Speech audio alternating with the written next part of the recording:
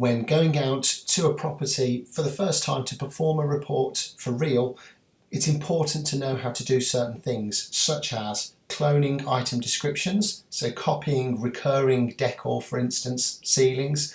Also, it's important to know that it's not necessary to take photographs of absolutely everything, because you will find yourself being at the property for much longer than you need to be.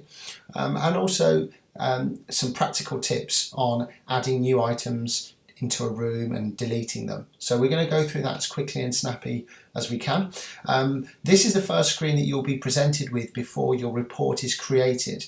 Now it gives you the choice on this top option to choose what type of report you're creating. I'm going to go for a check-in inventory. It then gives me the opportunity to copy a previous report from perhaps a previous tenant. Now in this case I'm keeping it simple, so I haven't got one. So it's asking me, the only option it's giving me is to start my report from scratch, which is great because that's what I want. And then the question below that is, would I like to commence this report in offline mode?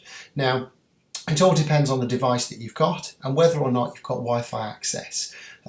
Generally speaking, people using a tablet device don't have Wi-Fi access or network coverage, so therefore I'm going to go with that scenario because I'm working on an iPad. So I'm going to say yes, I wish to create this report in offline mode. I then hit save and next in the bottom right hand corner. It then takes me through into the overview. So from the overview, I'm going to concentrate here and go into the rooms and spaces section because that's where you will spend the most of your time.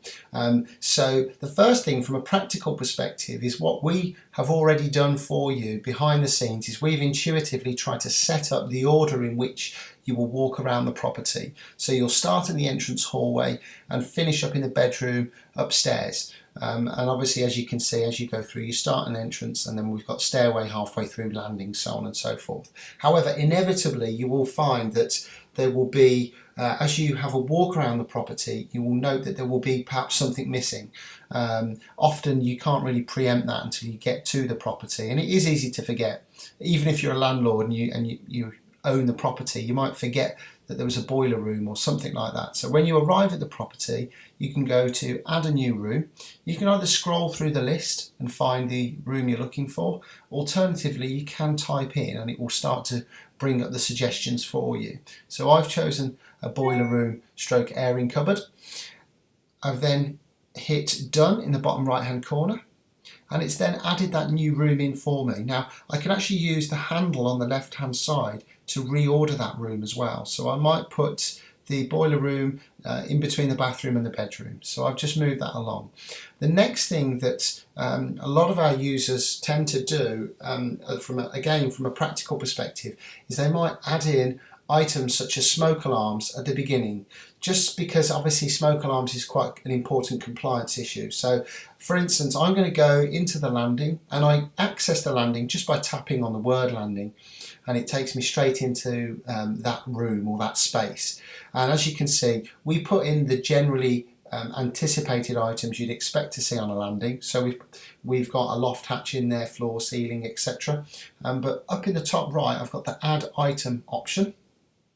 And when I add an item, it brings up the screen allowing me to type in the name of the item. So I'm going to choose a smoke alarm in this case. And then I've dropped my keypad down, and it then gives me descriptions specific to the smoke alarm, which is really useful because I can then quickly describe it. So I might say that it's ceiling mounted, the test function is working, if it is of course, it's battery powered. I could then go on and even go as far as to say what brand it was, and I could even put an advisory note in for the tenant. So I've done my smoke alarm, described it nice and quickly, and I haven't taken a photograph of the smoke alarm, and I'll explain why in a moment. So I've just hit done as well in the bottom right hand corner, and you'll find that it will, as it does with a room, it puts it to the bottom of the list. But if you want to then reorder that and maybe put it next to the ceiling, then that's absolutely fine. It will put that in the report in that order for you. Okay, so the next thing I'm going to talk about is when you're taking photographs. Now at the beginning of each room, you'll see there's a general overview item, as there is in the landing. So I'm just going to tap on that item and go into the the general overview for the landing. Now, what we suggest is that you take the majority of your photographs in the general overview. So at the beginning of each room, take maybe 4 or 5 pictures. You can take up to 10, but sometimes that's perhaps a bit overkill. So I'd probably say take 4 or 5 photographs, general overview. So in this case, I'm going to go into my photo library and access some previous pictures just to make it nice and quick. And then I've added those straight in. Obviously you can access your camera directly by pressing the take photo button. And then it's put those general overview photos of the room in for me.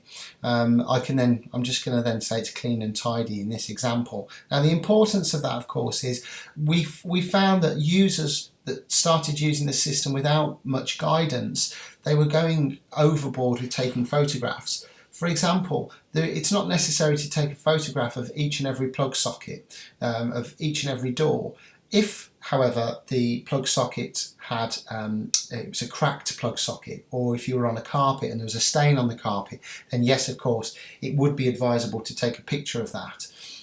Or if you had something that was particularly expensive item or a new item and you wanted to have it recorded in detail, then I would perhaps take an additional photograph. But otherwise, for instance, with ceilings, often as well, those things are captured generally by the general overview. So you can save masses of time by being selective about what you photograph. We had one particular user on a one-bedroom flat taking 200 photographs. And of course, the inventory was very thorough with the indexed photographs. However, they did spend an awful lot of time at the property, so we would highly recommend that you are selective when taking photographs. Okay, so photographs aside, the next thing that I'm going to suggest is something to look out for and to make the most of is the clone feature. It's really simple to use. So the item that I'm currently on is a ceiling, so I'm going to choose, let's just say my ceilings are all plastered and painted white.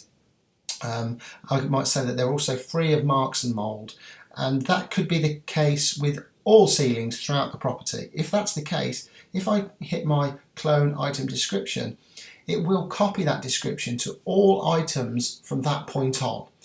So what do I mean by from that point on? I'll just come back out of there and I'll show you what I mean by that. So I've described my ceiling in the landing, and I've chosen to copy that going forwards. So you'll note that the next room after the landing is the bathroom.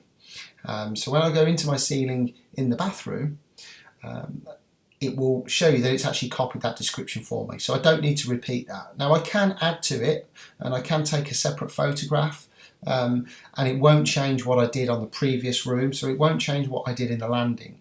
Equally, it won't have copied it for the entrance hallway, because it always copies going forwards. So I'll just show you that. So I'm going into entrance hallway, and you'll see on the ceiling that it didn't copy that description. And that's really useful, because it means effectively what I can do is I can clone downstairs. So if I've got, say, laminate wood flooring downstairs, I can clone downstairs. And then when I go upstairs, I can clone carpets, for instance, upstairs. But I can always make adaptations to individual items anyway. So that in itself is a real time saver. So being selective with photographs, using the clone feature, and then also just generally knowing how to navigate. So up in the top right hand corner, you can delete an item, you could also add an item, you can go backwards. If I tap in the top left on the room, it will always take me back to the overview for that room where I can see my items.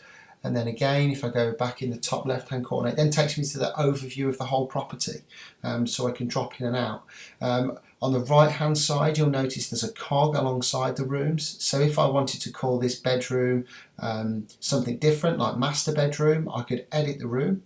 It will then take me into the section in there, and I can then rename it by tapping on the drop down and then adding in underneath. So I'm just going to call it master, but it's then very important that you actually press the highlighted section, and then you'll note that it will then add that in for you. I'll then hit done, and you can see that it's now called that bedroom the master. So that's a quick sort of insight into tips that we would recommend on how to get going.